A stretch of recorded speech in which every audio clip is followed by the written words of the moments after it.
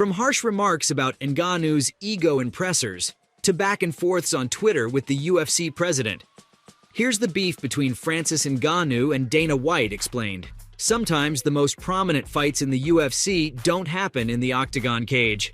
The long-standing beef between UFC heavyweight champion Francis Ngannou and UFC president Dana White is one deserving of a belt of its own. The battle has seen the two throw jabs at each other for the better part of Ngannou's career, ultimately leading to his complete departure from the UFC. So, what exactly led to this feud? And how did it blow up to the epic proportions that it has right now? Well, to understand this, we have to go back to the roots. Since his debut in the UFC back in 2015, Francis Ngannou has proven himself time and again to be a force to be reckoned with.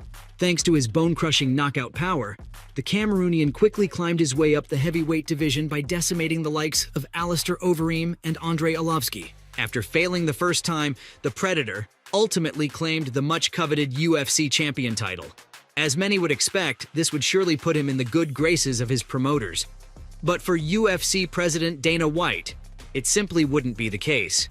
In fact, Ngannou's issues with White seem to have only escalated after winning the gold. The long-standing feud recently reached its climax when the ex-UFC champion announced his departure from the UFC and signed for the rival promotional company, the Professional Fighters League, PFL.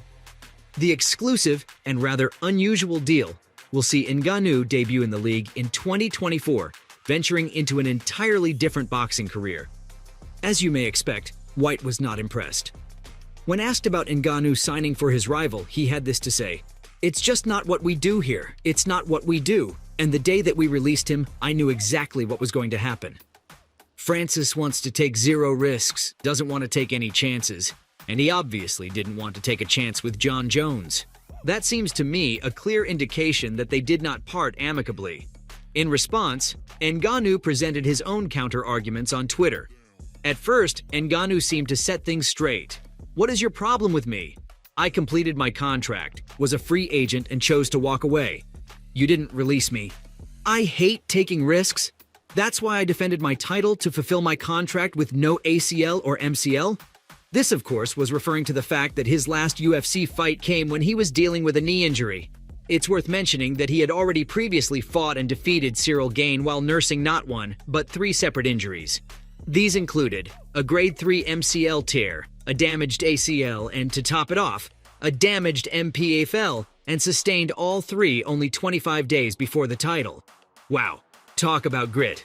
Ngannou then ended by implying that White was trying to coerce him into signing a new long-term deal by offering him fewer fights. "The reason I fought 3 times in 3 years is because you wanted to control my deal and sign a new one, and freeze me out. I owe these guys 3 fights a year. Isn't that what you say? What happened? I always asked for and never said no to any fight in the 3 years. But he didn't just leave it there. Ngannou also implied that he was unhappy with his pay. "Why are you so against me being free and happy? I'm finally getting paid and respected, and have a deal that's fair and equal for all parties. Why are you so against me being free and happy?" It's worth noting that, despite being valued at $12.1 billion, the UFC has been dogged by critics for its restrictive contracts and pay. The organization has been known to offer fighters less than 20% of the total revenue. Unlike other sports promotions like the NFL, where the unionized players receive up to 50% of the league revenue. Ending his rant, Ngannou told White that if he wanted him to fight with Jon Jones, he should go through his new boss, PFL CEO Peter Murray.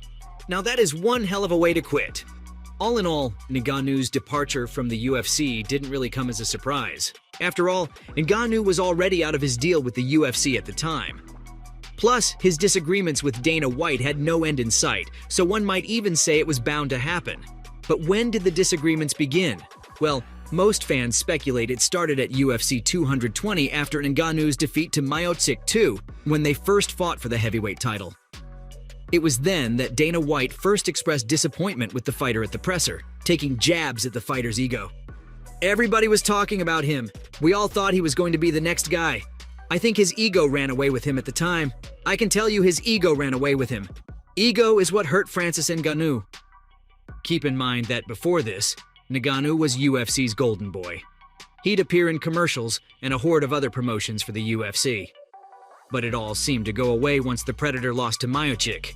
White claimed that it was his ego that led to his defeat, ultimately painting him to be the bad guy. Ngannou, however, had a different perspective. The former UFC heavyweight champion believes the fallout came about because he expressed interest in wanting control over his contract right before his fight against Stipe Miocic. In an interview with the MMA Hour, he expressed all this by saying, "My last contract was negotiated at that moment.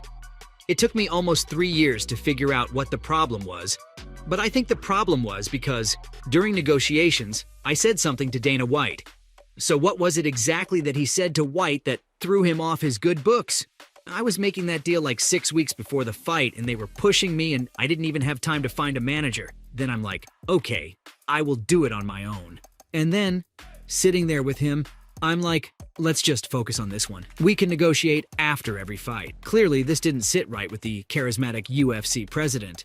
According to Ngannou, he figured that the UFC, or rather, White, wasn't willing to accommodate any of his concessions.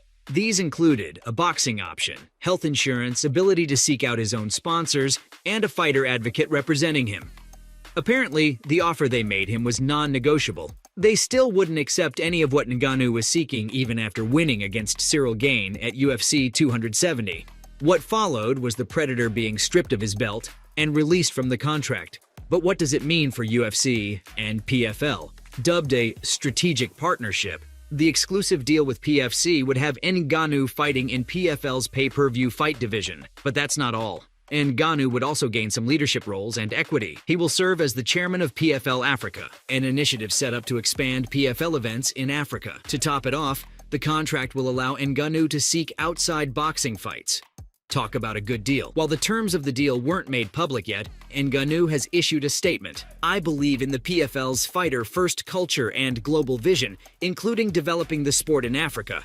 This would make Ngannou the first active fighter serving on PFL's global advisory board while representing the fighter's interests. So, will he ever return to the UFC? It's pretty unlikely. Ngannou is remaining open to the idea. One thing I have also learned is never say never. Maybe down the road, I have a boxing match, and maybe it goes well or not, but I know that even in that situation, it has to be in my own terms. White took a rather firm stance on the matter, saying that the Predator will never be in the UFC again. I never say never, but I'll give you a never on that one. We tried. Personally, I don't know. Sounds kinda salty to me.